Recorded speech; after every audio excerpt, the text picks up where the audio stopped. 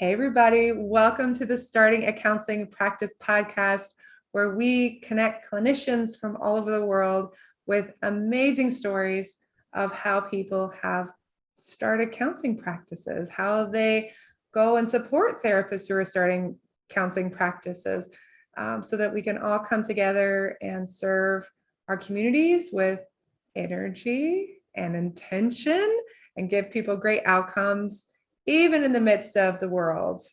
And I'm delighted today to have John Clark here to share some of his story. Thank you for having me. I just realized I'm holding my podcast microphone like a karaoke singer because I forgot / don't know if I own a stand. So if you have a visual version of this, then that's my vibe right now is and karaoke. This will be shared as a vlog. Perfect. Yes, it's going to be so good. You know what? Maybe if we start really going, I'll pick up mine. Yes, and there you we'll go.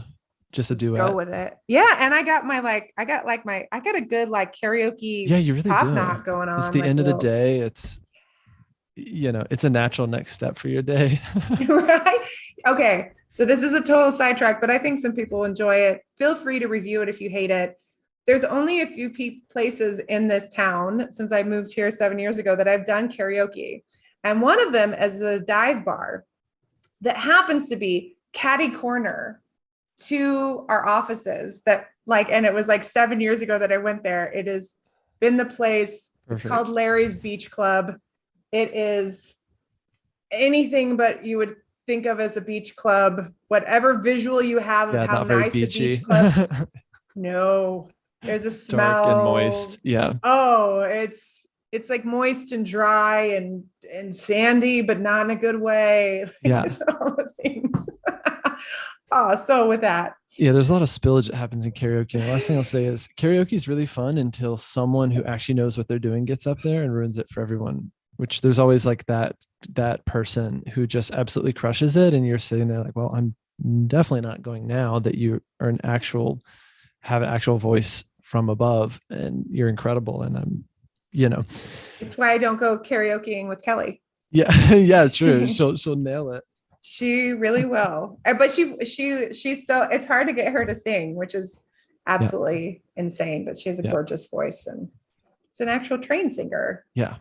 But like, that's someone you want on your team. If it was a team sport, I would want Kelly on my karaoke team, but I would too. It's not everything in life's a competition. That's something I'm working on. Are you sure, John? I said I'm working on it. I didn't say I'm there yet. Oh my God. Awesome. Okay. So I always like to start with this question to orient everybody, which is kind of a fun question. Sometimes more applicable than not. Why did you decide to become a therapist in 1 minute or less? Pop quiz. My story is not very original in that I was had a really tough time as a teenager, and a therapist helped my life, saved my life really. And I thought, he has the coolest job in the world. And so from a very young age, I was dead set on this path of becoming a therapist. This was like my version of becoming a firefighter or a helicopter pilot of the other boys in my class. And yeah, I just never wavered from it. Just became pretty obsessed and kept on that path since. And then teaching therapists, coaching therapists has just always been an extension of that helper role in life. So I'm lucky that I can kind of still do both. Yeah. Did you do like the peer counseling in high school? Like 100%. Me? Yeah. Same. I got nominated right away for like multiple years in a row. And also when they would send new kids to the school, I was their buddy. They're like nominated nice boy to, just invite them to the lunch table, which I would have done anyway, but I was more legit in that I had like a badge or like a t-shirt that said, that I'm like the liaison for new anxious kids. And now I'm the liaison for anxious adults. An anxious which is actually pretty catchy. Yeah, an anxious therapist, which is, I'm going to write that down for some branding later. Not that that's what this is about. But. No, not at all. So you knew you wanted to from the beginning. Was it like after you graduated high school, was it a straight shot through college to licensure, or did it take a wavering path? It was a straight shot. I was and am an ADHD kid, and psychology was also the first thing I was good at, quote unquote, in that it sort of clicked with me when I took it in high school. And I graduated high school with like a 2.6. I did really poorly, really struggled with how to learn. And again, needed a lot of counseling just to get through those teen years.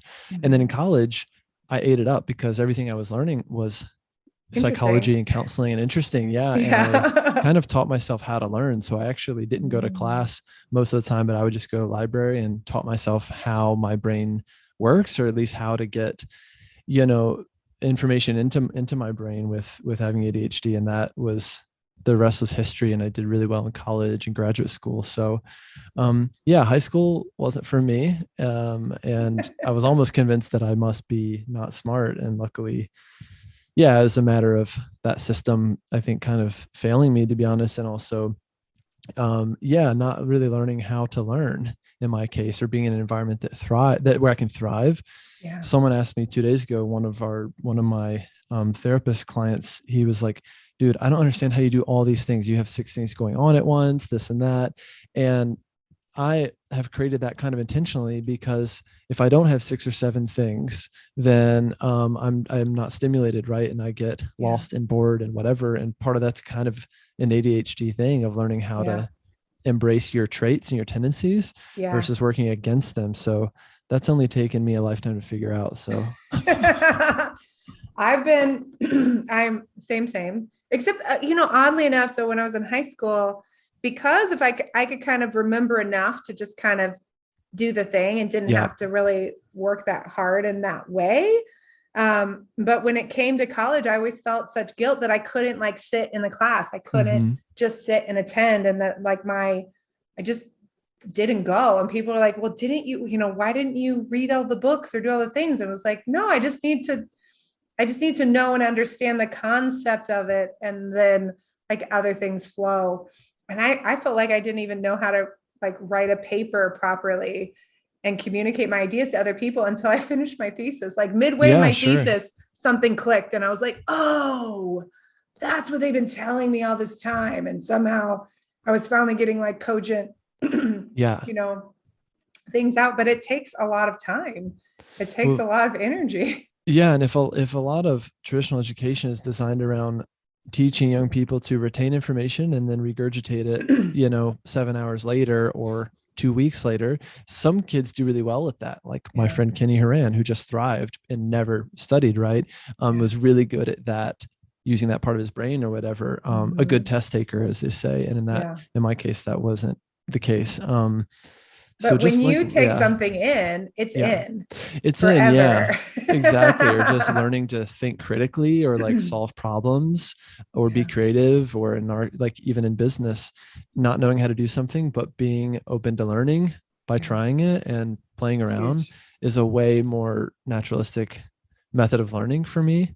And I think probably for a lot of therapists too, if you see it as such, if you see it as, oh, these are interesting business lessons I'm learning along the way. Whereas I see a lot of others resisting that. And every time something goes wrong, it's like, oh, stupid. I should have known better. I should have prevented this. Maybe private practice isn't for me. You see that if you don't have that mindset of this is all interesting and I'm learning and this kind of is my education, it can feel painful and expensive, but so can an MBA, I guess. Well, and I think that's the piece is like, this theme has been coming up a lot in terms of, we expect that somehow we go to this school that teaches us nothing about running a business. And then we go and do internships and practicums at places that are not run anything like a business. Yep. And where we think of them as like these, like, oh, this is this nonprofit doing this amazing sliding scale stuff and they have no money and look at all the good they do. And then somehow we miss the part that they had millions of dollars of grants that were like actually fueling all of this. And so then we take this idealistic, unrealistic space into our own businesses and we're like, okay, I'm going to do what the nonprofit couldn't. Yeah. Because I'm going to have all this money, not realizing like, oh, I have like a smidgen of the budget that this nonprofit had. And I'm trying to replicate or expand services that they couldn't do with millions of dollars. Like, it's interesting, right? Because most therapists in my opinion start a practice without cash up front or a lump sum of money or a business loan. Every now and then they do, in the rare case, and the therapists that I've helped, someone came to me the other day and said, I need your help. I've got 10 grand to start a practice. What do I do with it? I had another therapist that said, I have a family member who who gave me exactly 100 grand to start a practice. What would you do with it? Right. And I said, give me half, obviously, and spend the other half at a website company that I'll get an affiliate for. No, I'm kidding. People don't know me. I'm not that evil. But it was an interesting question, right? Of like, Yeah. given that most people don't have that lump sum of cash to start out with, how do you start piecing it together? And Yeah. what are the right things to spend money on? Not to mention, like, thinking about your own money story and money hangups and everything to begin with is a huge part of becoming a business owner too, because you're going to be handling quite a bit of money along the way, Yeah. regardless of the size of your practice. So you have to face that stuff one way or another. But yeah. There is so much to unpack there. And I think it's an interesting piece too, because so many therapists, like I was definitely a bootstrapper, Yeah. for sure. But we will like nickel and dime ourselves Yeah. in terms of time. We will spend all of this like time, like I need to save $5 a month. And you're like, you're not saving $5 a month. You're wasting 10 hours a month. Yeah. Like, what are you doing? And I think at the same time, there's this, it's either that, we're either this like miserly, we're making ourselves crazy over little nickels and dimes, or this throwing money at it. Yeah. Right. Like we both know that person with $100,000 could go and spend it in a month or two easily. Yeah. And not have a full practice. Yeah. 100%. And Yeah.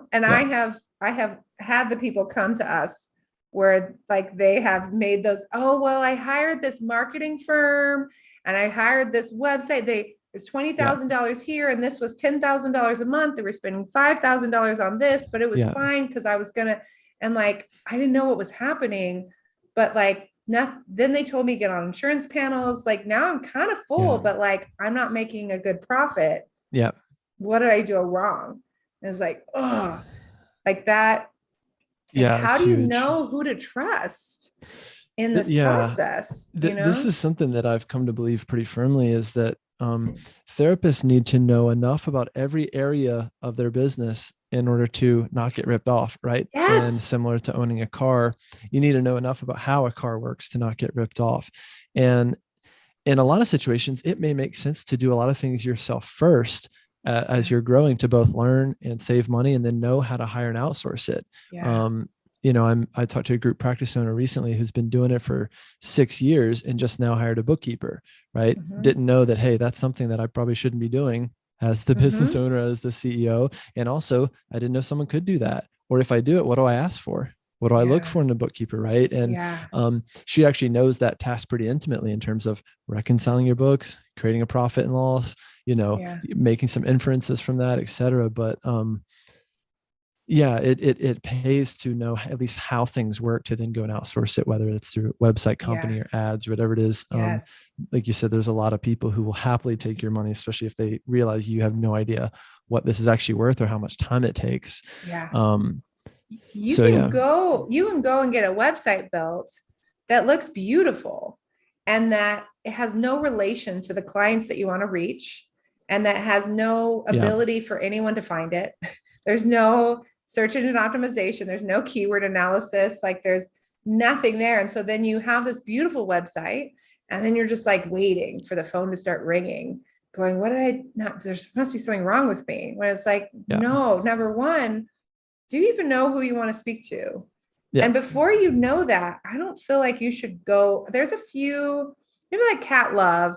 She's someone who I feel like could help you uncover who your magical thing is. But I feel like every other place, you need to know. Most people will skip that entirely. Yeah, you need to know beforehand. And therapists have this idea too, that like a website is something where, oh, they're going to like write it for me. They'll ask 100%. Me some questions and they'll do the thing and like, it'll just be done. They'll pick out the pictures. They'll tell me what to do. And it's like, no, you pick out the pictures and you provide the content and you tell them what keywords you want to, even though you don't know any of that. It's a lack of vision, and everything has to start with vision. And again, this only took me a lifetime to figure out. You can certainly just start building randomly and making random decisions, or see what someone else did and start doing what they did. Make your website look like theirs, pick a niche based on theirs, set your fees based on theirs. And that's a great way to build a really random practice that you're going to then need to go back and renovate later when you go, this is making me unhappy, or I'm not making the money I thought I would, or this website, I don't even know who is in this website, right? This doesn't look like me at all. And so spending extra time with that vision in terms of who are you? Who do you help? As one of my mentors used to say, what keeps you warm at night? We were picking our dissertation topic. What keeps you warm at night? What gets you out of bed in the morning? There's a friend of mine, Brian Boucher, who wrote a book about purpose, and he talks a lot about the difference between passion and purpose. And passion is just kind of like, what makes you hyper, what catches your eye. A lot of times your passions might align better with your hobbies. Your purpose, in his definition, is really using your gifts to help others, which in our case often feels pretty obvious, given that a lot of therapists feel like they were kind of born to do this, right? Or they were the peer support, people in middle school. And it's natural, right? But that's only the first step of figuring this out in terms of using my gifts to help others. And who are others? What does that mean?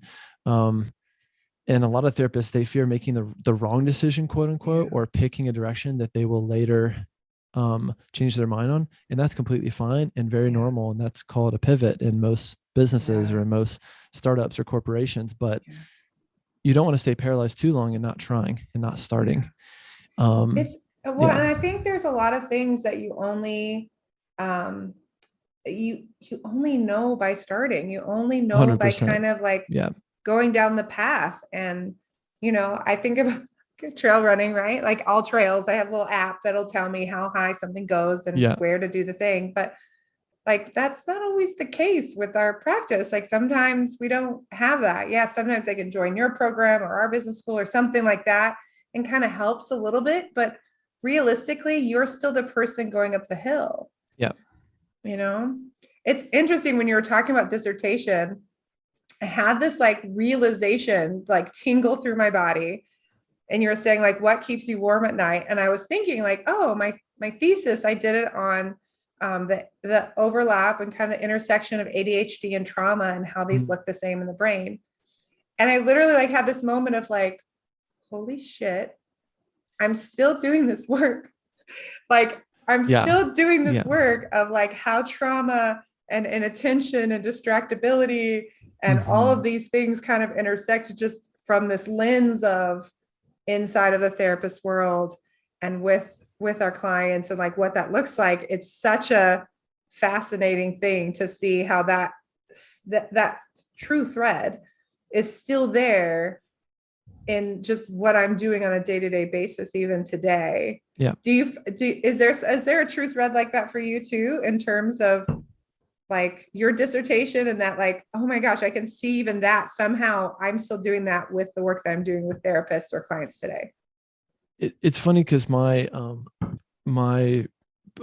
original thesis was on mindfulness and hypnosis in the treatment of anxiety, which is a lot of what I've done in my clinical work, is looking at what happens when you get people into this deeply relaxed state, which right now we call it mindfulness. If you were trained like me, you call it hypnosis, right? Before that, people in the Bible called it meditation or prayer or whatever it is, getting in this trance state, whatever you call it. That was just one part of my kind of work. In fact, after some years in private practice and solo practice out here in San Francisco, I thought, I need to continue to progress my career. And I love teaching. I love teaching therapy and teaching therapists. And so the natural next thing was to get a Ph.D. in counselor education so I could teach therapists. And in that program, about 2 years into it, I realized that none of the faculty were ready to get behind my research, which was on, guess what? Business and private practice for therapists.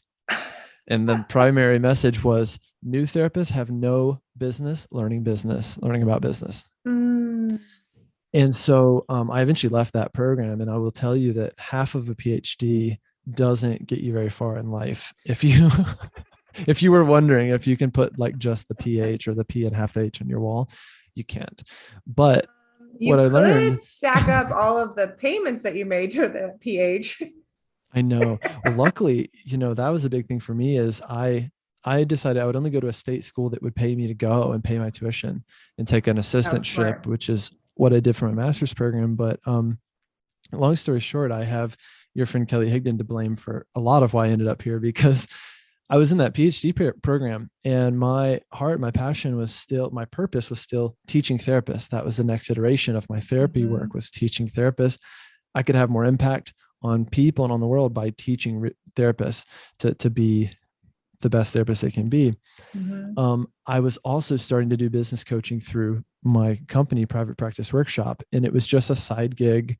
And I really liked it, but I thought it'd be irresponsible to try to do it full time or just be like, it's like, so my grandma was like, what do? You do a podcast for a living? And I'm like, well, kind of, I'm YouTube famous grandma, but my grandma the point. doesn't even know what I do anymore. She's That's like how you know you're like still of an like entrepreneur. domestic violence. You work with domestic violence? No, Yeah. grandma, that was 20 years ago. Yeah. It's called TikTok, grandma. You should be on it. It's epic. No. So I started to realize, that the program wasn't getting behind me in that research, and that was going to be a deal breaker for me. And then I actually was at a retreat, Joe Sanok's retreat that Kelly was helping to host, his slowdown school. Yeah. And either halfway or toward the end of that week, I had spent, I guess, more time helping the other therapists than anything else, even though there's a participant. And Kelly is the one who told me, and no, without mincing words, you belong here.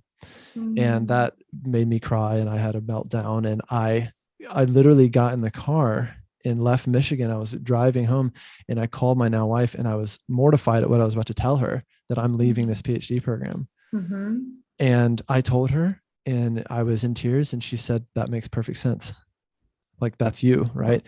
And this being an entrepreneur and living in this world where we don't have the same rules as academia, but I can still help a lot of people. That was the path and the progression. And Kelly gave me that permission to go do it. And all these years, I still have a small bit of clinical work on the side. I own a group practice now. This is my third practice now. The second one was a group practice I sold in 2019. And it's all in that same realm, though, for me, of my personal mission, my purpose. So it's all aligned. But again, I have to have 6 or 7, pots on the stove to feel stimulated. So I will say, it's been interesting. My ex-husband, when it was always really busy, and we had this ongoing joke, like, oh, well, as soon as I finish grad school, as soon as I finish my hours, as soon as I get licensed, I know that trap. as soon as whatever. And like, after a while, it was like, as soon as I finish this, there'll just be something else. And it's That's only a real trap. Yeah. it's and so we would laugh about it, but it's only been the last couple of years that I'm actually finding, and I still am like, I'm multi-passionate, but my job on my day-to-day and my work with clients and like doing coaching, and I can get into their website or their SEO or help them write a letter or deal with mindset stuff. Just the, like, what I do with clients is so varied. I don't need as much stimulation and as many pots on the stove, because I've created a business that kind of just naturally fuels it. And I've worked on some regulation of my nervous system, because some of my ADHD tendencies happen to be trauma fired for me in particular. But it's such a good thing to like know how you work and to know what inspires you, and to know that if I was just sitting doing the same thing day in and day out, and I was just doing this one thing, it's like people ask and say like, oh, so you're like, and so I don't tell people I'm a therapist anymore. I just say I'm a business consultant. Yeah, I made that mistake on an international flight recently. Ma'am, can I move seats? Like, that's exactly how that went. And he said, oh, really? I just left a rehab center and I'm flying back home. And I said, why do I do this to myself? Business consultant anyway, all the way. I know there's pros and cons. I know that's whatever, but I'm like, I'm a business consultant, and they'll say like, well, what is your niche? What do you do? And I was like, well, I have a narrow niche, but a wide, like I Scope. just work with this one group, but I do all the things. Yeah. And I was like, that's how my brain works. Like I can Yeah. hyper focus, but be real broad. Yeah. And that is like my happy place. And I think that's something, going back to this, like work with therapists and them creating their practice, is like knowing who you are and really listening to your body, listening to what your body says, like, hey, this doesn't feel good. Like, hey, it's sucking my energy. And then determining, do I just need more information? Like, I don't have the data I need to learn, or do I need more support, or am I doing things out of order? Like, let's explore those feelings instead of just trying to shove them down and just keep moving forward. Well, a lot of us are experts at sacrificing our own needs because that's how we got here in the first place. And being therapists is being either, the middle child or the helper, or the person that help mom and dad, calm down after a fight or whatever it is, or you were just a peer mentor in middle school. And so a lot of us are really good at putting our own needs, not second, but third or fourth or fifth or sixth. Or not. Or never, right? Which, if there's any time to do it, it's now, given, what's happening in our world and the tremendous demand and strain on therapists, and what our clients are asking of us these days. So that trap though, of if only I can get to this point, then I'll slow down. This point I'll slow down. Or if I make this amount of money, I'll be happy, right? That's the other carrot that's not unique to us as therapists. The other thing is, especially when your money is tied to you seeing another client, even though you told yourself or your partner, whoever, you're not going to see anyone past 7 p.m., that carrot is always there. And that carrot, is always just as tasty. I just had a friend who went through a big personal milestone of buying a house. And they said, well, I'm actually really freaking out about it now. So what am I going to do? I'm going to take on a whole bunch more clients. And I said, even though you've been telling me, dude, for the last year that you're going to cut your clients in half and see less, right? And spend more time with your wife, your kid, and all this. And it's like, yeah, but it'll just be temporary. No. And I said, call Miranda, call Kelly. They're gonna make you cry and teach you something and be like, you're right. I gotta up my fees. I'm seeing too many people, I think, but it was that eternal carrot. But I think that's the piece too, is that we look at something and say, and we have a realization that something needs to change, whether that's because our kids came to homeschool, we had a child, we buy a house, we finally sit down with a financial planner and realize things are not good, whatever the scenario is. And then we, instead of putting everything on the table and say, okay, something needs to change and here are my options. It's okay, something needs to change, but I can't say no to any clients. I can't raise my fees. I can't let anyone down. I can't drop any insurance plans. Right. All the things. So what's left? I have less sleep, or I stopped somehow going to I make this yoga or whatever I was doing. I never to went. Take care of what myself. Are you talking about? I take that off as that future aspirational thing. And then I just start listening to podcasts going, okay, I just need this magical course that's going to be $1 million course. And then I start fantasizing about something to help me escape, or that's going to rescue me. A silver bullet. Yeah. And how often does that happen? So infrequently. And the burnout right now is crazy.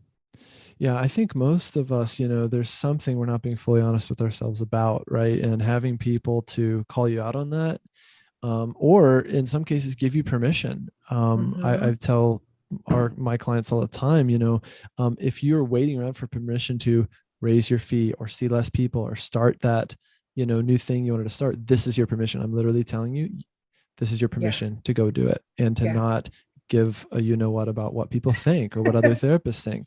And sometimes that's all they need to go, really? Oh, you're right. You're right. I can do that. And I will.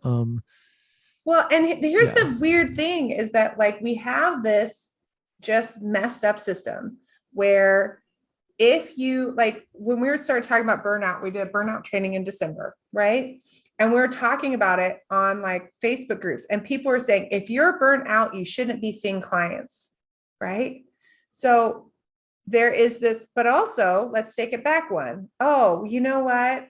You shouldn't drop that insurance plan. You shouldn't raise that fee. But Yeah. basically, it's saying no to all the things that are systemically leading people to burnout Yeah. and then shaming them for being burnout. And when you said no to all the things beforehand that Yeah. could have possibly protected or helped this person recover, it's just a mess. Yeah. I mean, I think so much of my work and mission is also around, you know, not only reducing stigma around receiving mental health, but promoting the position and the value of our industry in society. And one way that we prevent that is we keep ourselves stuck, and we judge each other and we shame each other, and you shame the therapist that's got the higher fees or is taking more time off, or sees, you only see how many people per week? Yeah. Oh gosh, so you're not really a therapist, or you're whatever. It can be very toxic, for lack of a better word. And most of the time what I find is that therapist businesses are built on absolute randomness in the first place. Yeah. So when you sit down and go, well, but I John, I'm thinking that I need to change how much I pay my therapist in my group practice because I just heard that someone else is paying more. It's like, well, good for, and I don't know how they're able to pay 60% per session, this and that. I'm freaking out. Can we look at it? And it's like, dude, they probably based it on absolute randomness or nothing. Or even if they are doing it and profitable and this and that, who cares, right? Like, go back to your vision, go back to your plan, implement that plan, pick a couple people who can help you make decisions along the way, and let the rest be noise, and just focus on serving people. The numbers don't lie. And I love taking therapists back to the numbers. Like, we do that in business school all the time, where it's like, we have this crazy piece of software that people put the information in, and we're like, okay, take that information from that other person. They're like, I would be paying the people to work if I was to do this. I'm like, it doesn't matter, because sometimes those other people have made those decisions. Often they don't even know that they're not profitable. They just look at, I have a 7-figure practice, or I have a $500,000 practice. The group practice groups that I'm in, where there's someone's going, well, you know how it is. I'm working 70 hours a week and I make barely any profit. Make way less than they ever made as a solo practitioner. Look at this. I made 7 figures. No, you didn't. Yeah, you generated 7 figures and you made 2K.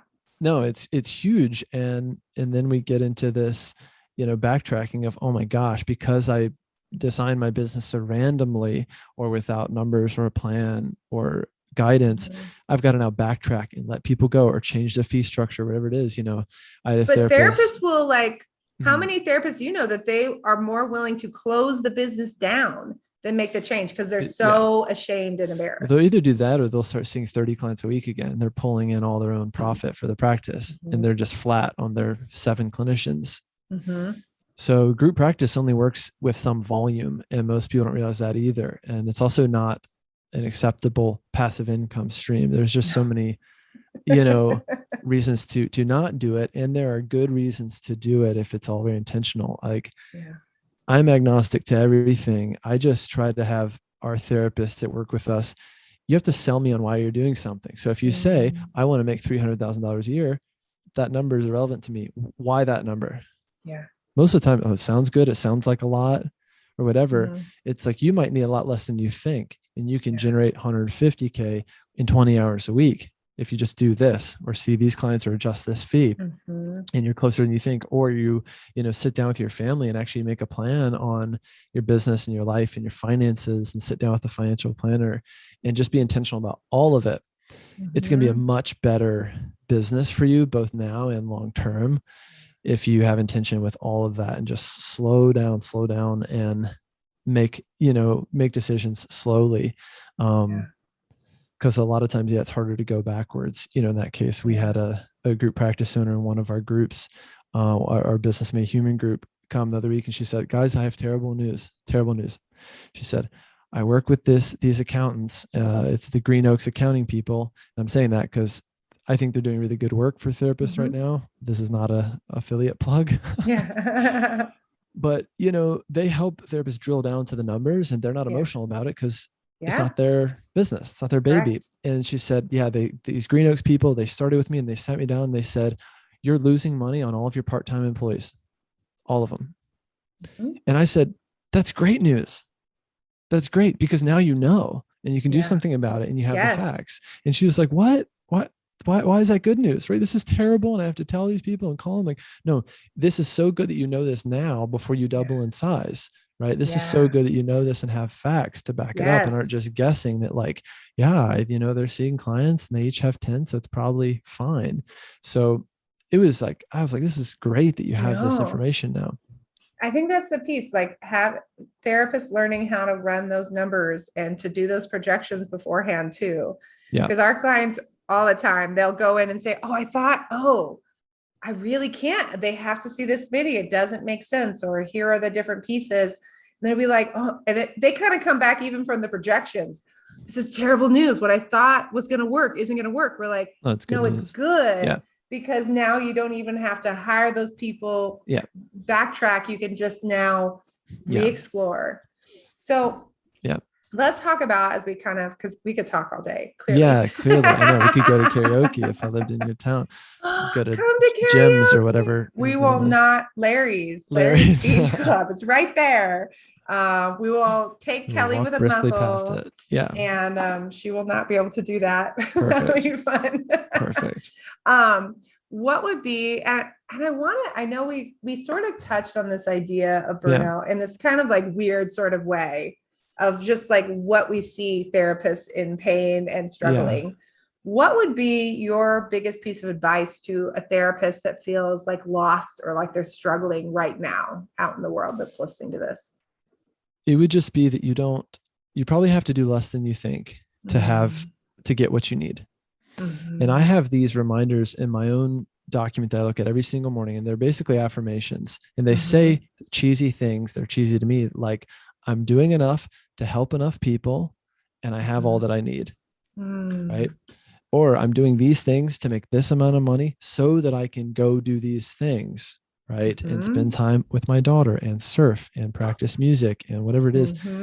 So those are the things that help protect me from burning out completely. It doesn't mean I don't experience burnout and symptoms and phases where I'm like, wow, I'm very tired all the time right now. Yeah.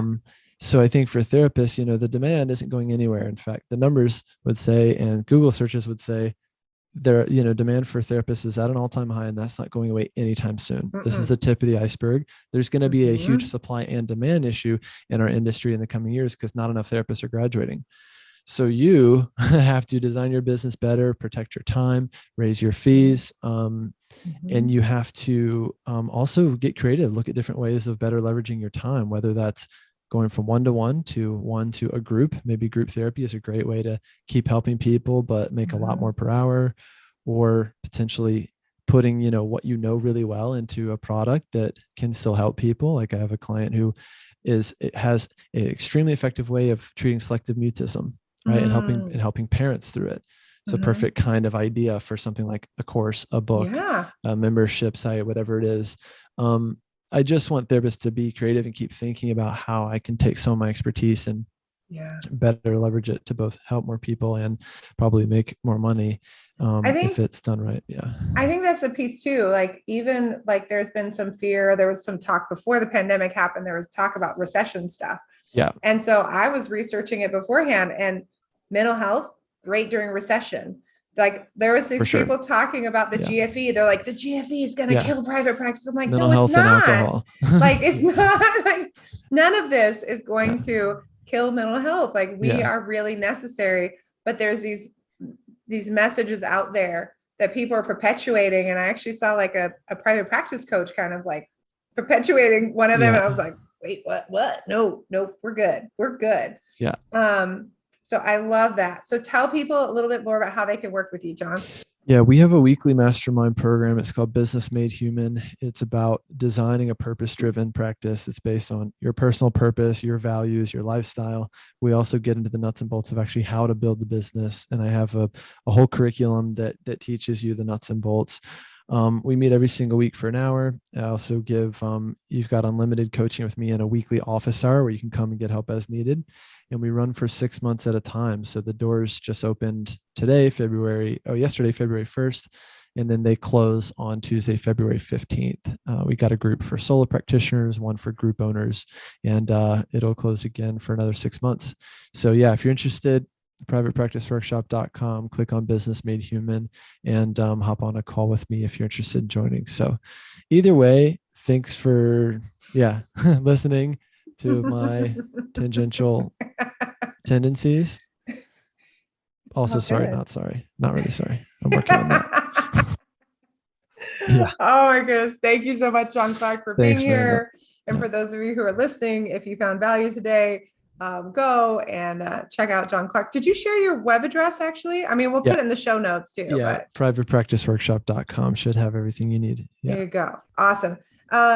So again, if you check out the show notes at zinnyme.com/podcast, you can also check out our free trainings over there. Review us on wherever you listen to the podcast, all of that kind of stuff.